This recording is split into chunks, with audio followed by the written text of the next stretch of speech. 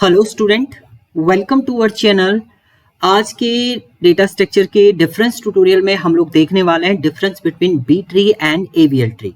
B tree आपका और AVL आपका ट्री है, दोनों बैलेंस ट्री आपकी होती हैं, सेल्फ बैलेंस ट्री होती है, बट दोनों की कंडीशन आपकी डिफरेंट रहती है। देखिए, बी ट्री की बात करते हैं हम लोग। A self balance searching tree design for a disk store system. Disk store system के लिए आपका डिजाइन किया गया है बी ट्री को, जबकि एवीएल ट्री भी आपका self balance binary search tree है design for in memory storage. Memory storage, in memory storage के लिए आप यूज करेंगे तो आप किसका यूज करेंगे? एवीएल ट्री का आप यूज करेंगे। Each node can have multiple key and children. Each node have only 2 children left and right. देखिए, आपका जो एवीएल ट्री है उसमें केवल 2 ही चिल्ड्रन हो सकते हैं, लेफ्ट और राइट हो सकते हैं, या आपके उससे कम हो सकते हैं बट ज्यादा नहीं होंगे। बट इसमें बी ट्री में आपके मल्टीपल चाइल्ड हो सकते हैं और मल्टीपल नोड के अंदर आप एलिमेंट एंटर कर सकते हैं। जैसे मान लीजिए आपने बी ट्री का ऑर्डर दिया है 5, तो आपकी जो इसमें की हो सकती है वो कितनी हो सकती हैं? m-1 तो आपके क्या होंगी? की होंगी। और चाइल्ड कितने हो जाएंगे? चाइल्ड इसमें m यानी 5 हो जाएंगे। यानी आपने यहां पर लिखा है 6, 10, 15, 20। ये तो आपकी की हो सकती है इसके अंदर।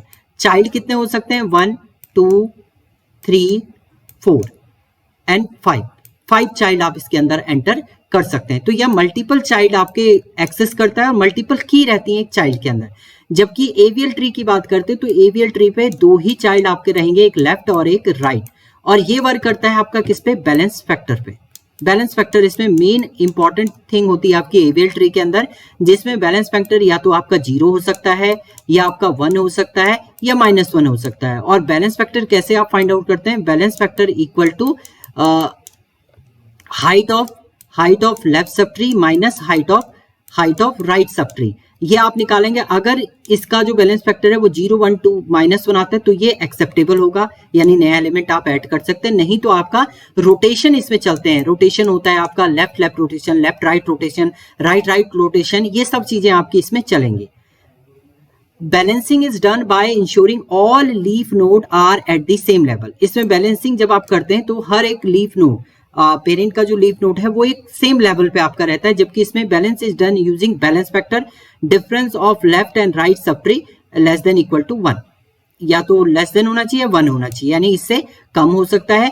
या आपका क्या होगा? बैलेंस फैक्टर अगर निकालेंगे तो आपका क्या होगा? 0, 1, -1 ही आपका रहता है। तो ये बैलेंस फैक्टर पे आपका डिनोट करता है, सेम लेवल पे आपके नहीं होते हैं।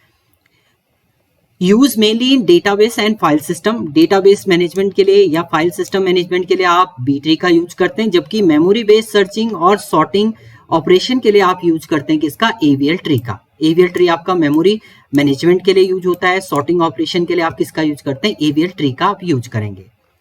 Node structure is complex, can contain many की। आप देखिए, एक नोड स्ट्रक्चर जो है कॉम्प्लेक्स है, क्योंकि एक नोड के अंदर मल्टीपल की आपकी हो जाती हैं।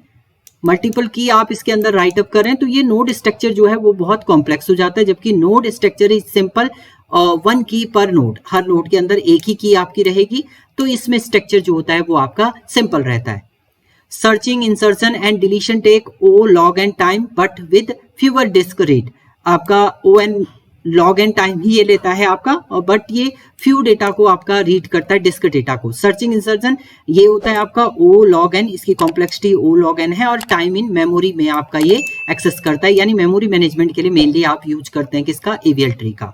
एग्जाम्पल की बात करते हैं तो MySQL है, NTFS है, डेटाबेस है, वहां पर आपका यूज होता है बी ट्री का। और एवीएल ट्री जो होता है वो है compiler design, memory indexing, memory management, वहां पर आपका यूज होता है किसका? एवीएल ट्री का। तो ये डिफरेंस थे आपके B tree and AVL tree में। Thank you student.